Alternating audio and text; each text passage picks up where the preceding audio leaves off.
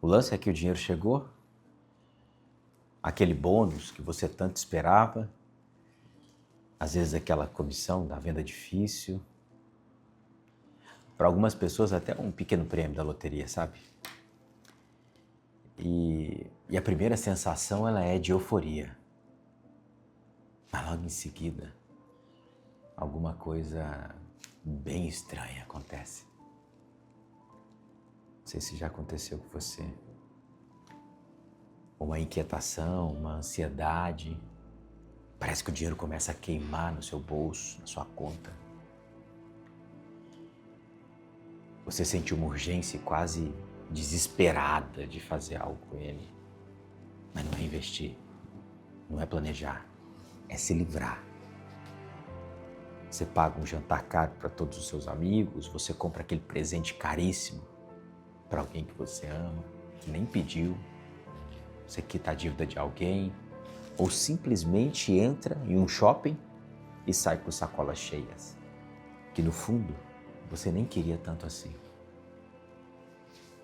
E quando a conta volta e fica perigosamente perto do zero, você respira fundo e se sente aliviado. Parece que a ansiedade passou, porque você voltou ao seu estado normal,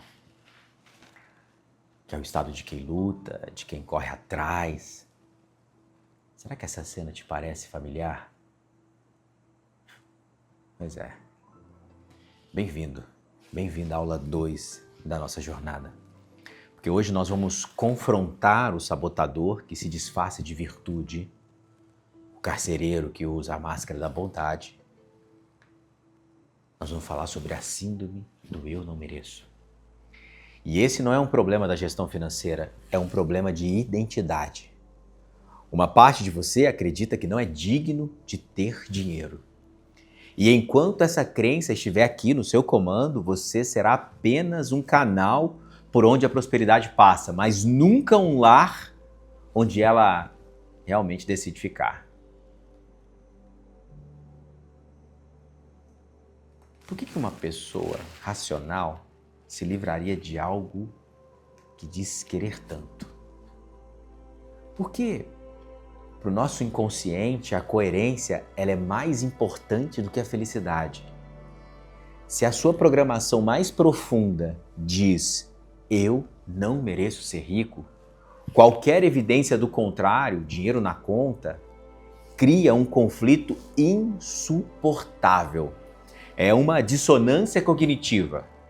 E a maneira mais rápida de resolver esse conflito é eliminar a evidência. Mas de onde que vem essa programação? Ela é plantada em nós desde a nossa infância, através de 3 fontes principais. Anota aqui. A primeira fonte é a programação religiosa ou cultural.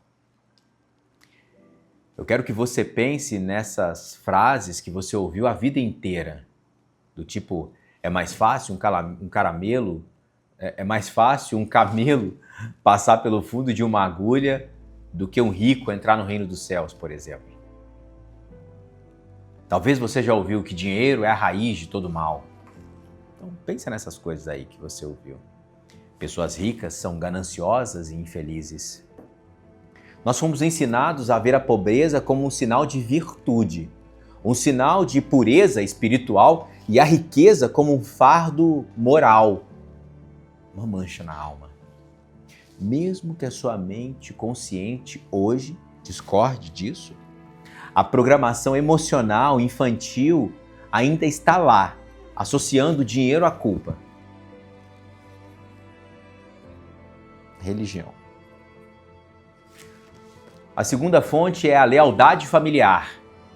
Talvez você tenha crescido em uma família onde o dinheiro era sempre um problema. Uma fonte de briga, estresse. Seus pais trabalharam duro, se sacrificaram e nunca tiveram o suficiente.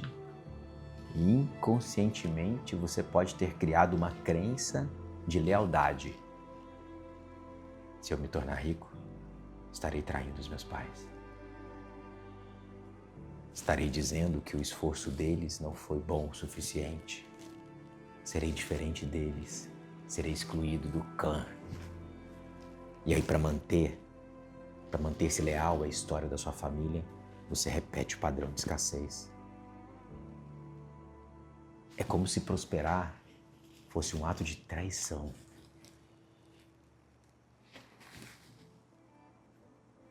Família. Porque o terceiro ponto é a baixa autoestima, que são traumas passados. Talvez em algum momento você tenha sido punido por querer algo. Foi chamado de egoísta e talvez tenha cometido um erro no passado pelo qual se culpa até hoje e acredita que não merece ser feliz ou próspero. E aí, como uma forma de penitência, você se sente como um impostor. Do tipo, quem sou eu para ter sucesso? Eu com todos os meus defeitos, com todas as minhas falhas? Aí o dinheiro na sua mão parece uma fraude, uma mentira que precisa ser desfeita. E aí você se desfaz. Como? Gastando para voltar a ser o você real. Você que na sua cabeça não merece.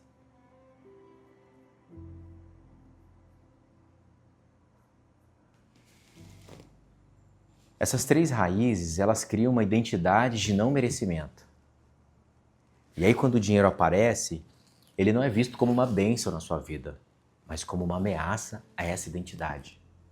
A autopunição financeira, o ato de se livrar do dinheiro, não é um ato de generosidade. É um ato de desespero para se livrar, para aliviar a culpa e a ansiedade de ser alguém que você acredita que não deveria ser. Assim como o medo do sucesso, a síndrome do não merecimento, ela se manifesta em comportamentos sutis, que você pode até considerar como qualidades. Vamos ver se você reconhece algum dos pontos que eu vou falar agora. Sintoma número 1 é a generosidade tóxica. Você é a pessoa que sempre paga a conta, que empresta o dinheiro sem esperar de volta, que dá presente muito mais caros do que recebe. Por fora parece uma bondade, mas por dentro é um mecanismo para diminuir o seu próprio patrimônio e aliviar a culpa de ter mais que os outros. A generosidade verdadeira, ela vem da abundância e da escolha. A generosidade tóxica, ela vem da culpa e da compulsão. Pergunte-se uma coisa. Eu estou dando porque eu quero ou porque eu me sinto desconfortável em ter?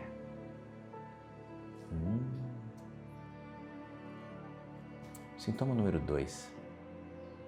A dificuldade crônica em cobrar. Às vezes você é um profissional excelente, mas na hora de dar o seu preço, você gagueja. Dá descontos que não deveria, aceita propostas muito abaixo do seu valor, trabalha de graça. Porque no fundo, você tem medo de que cobrar o valor justo, as pessoas vão te achar um mercenário ou vão dizer não. No fundo, você não acredita que seu tempo e seu talento valem tanto assim. Cobrar pelo seu valor real seria afirmar um merecimento que você não sente. Já ouvi isso? Número 3. Número 3 é a incapacidade de receber. Alguém te oferece um presente e a sua primeira reação diz, nossa, não precisava. Alguém te paga um café e você se sente na obrigação de retribuir imediatamente. Alguém elogia o seu trabalho e você desconversa apontando um defeito. Você é um péssimo receptor. Sabe por quê? Porque receber ativa o sentimento de não merecimento. É bem fácil. É mais fácil estar na posição de doador, que te dá uma sensação de controle, de superioridade moral, do que na posição vulnerável de quem recebe. Que te força a confrontar a questão: será que eu sou digno disso? A realidade é que esses comportamentos, eles não são nobres. Eles são sintomas, são as grades da prisão do não merecimento. E o primeiro passo para se libertar é parar de romantizar isso como qualidade. O conhecimento é o mapa, mas a ação é o veículo que vai te levar ao destino.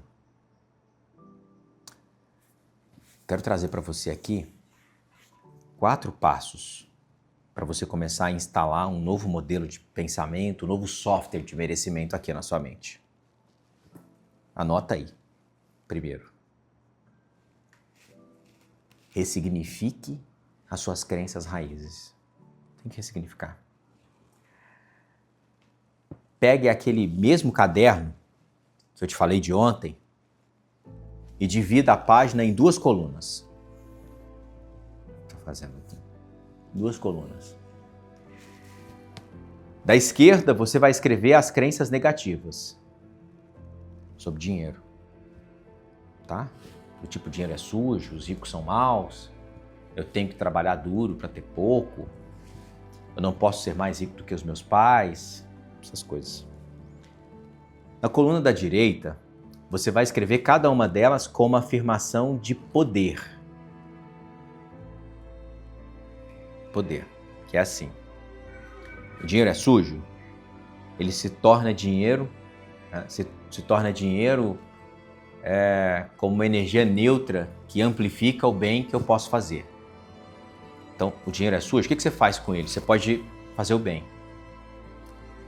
Tem uma crença negativa, os ricos são maus? Qual que é a afirmação positiva? Eu posso ser rico e uma pessoa incrivelmente boa e generosa. Você pode ter uma crença negativa do tipo, eu não posso ser mais rico que os meus pais? O que seria uma positiva? A minha prosperidade é a maior honra que eu posso dar ao sacrifício dos meus pais. E aí você começa a fazer disso uma lei. E aí leia as novas afirmações em voz alta, todos os dias, porque você vai criar novos caminhos neurais conscientemente. Ok? Passo 2. Pratique o recebimento ativo. Esse é um exercício prático e ele é desconfortável. Na próxima semana, por exemplo, o seu único trabalho é aprender a receber.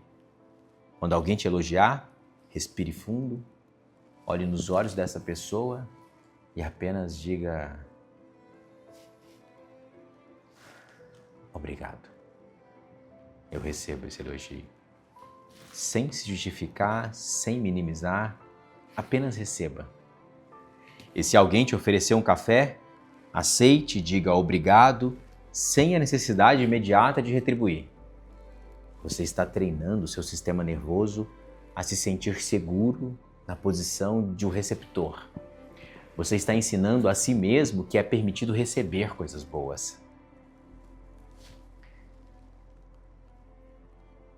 Passo 3. Crie o pote do merecimento.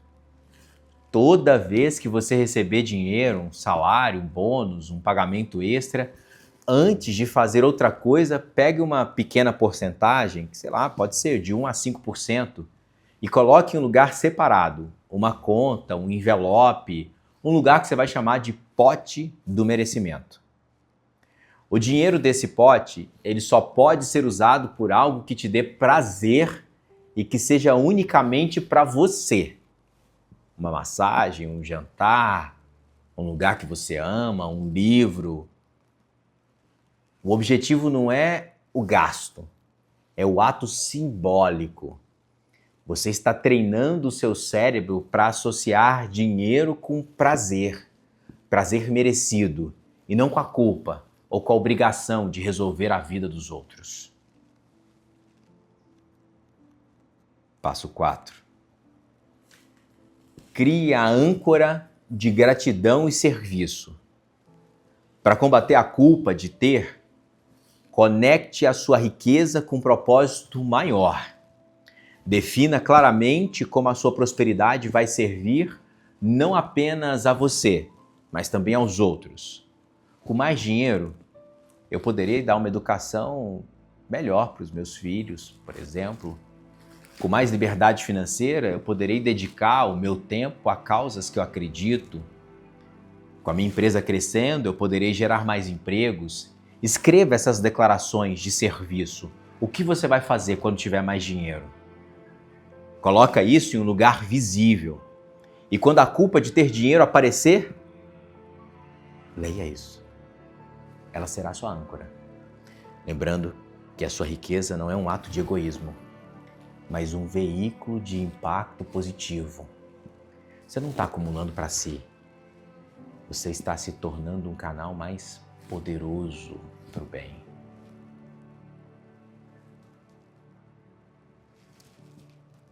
A síndrome do eu não mereço é uma das correntes mais pesadas que a gente pode carregar. Ela nos convence de que a nossa pequenez é uma virtude, que o nosso potencial é uma ameaça. Mas a verdade mesmo, a verdade é que o universo ele é abundante. A sua prosperidade, ela não tira a prosperidade de ninguém. Muito pelo contrário, uma pessoa próspera, consciente, generosa, tem o poder de transbordar e criar mais oportunidades para todo mundo ao seu redor. Você não nasceu para ser apenas mais uma ponte por onde o dinheiro vai passar. Você nasceu para ser um reservatório, uma fonte. E para isso, você precisa primeiro se dar a permissão de receber e de reter.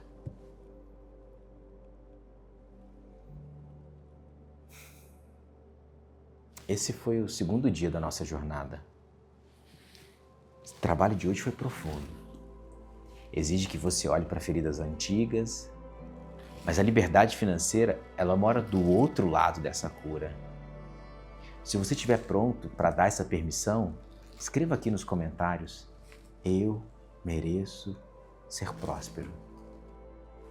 Porque amanhã nós vamos atacar um sabotador que se disfarça de alívio imediato. É que se chama o vício da terapia do varejo. É o uso de compras como uma droga para anestesiar suas emoções. Se essa aula ressoou com você, se inscreve no canal, ative as notificações, compartilhe com alguém que você sabe que é bom demais em dar, mas péssimo em receber. Lembre-se, merecimento não é algo que você ganha, é algo que você decide. E essa decisão pode ser tomada agora. Quando você decide mudar.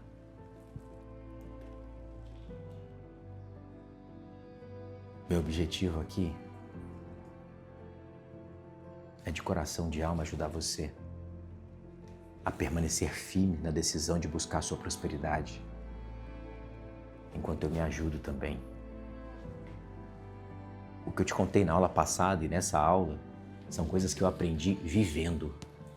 E eu estou vivendo isso. Porque todas as vezes que eu me afastei da conexão com o meu propósito, com o meu objetivo, veio alguma desgraça na minha vida e tirou a minha prosperidade. Eu sei do que eu estou te falando.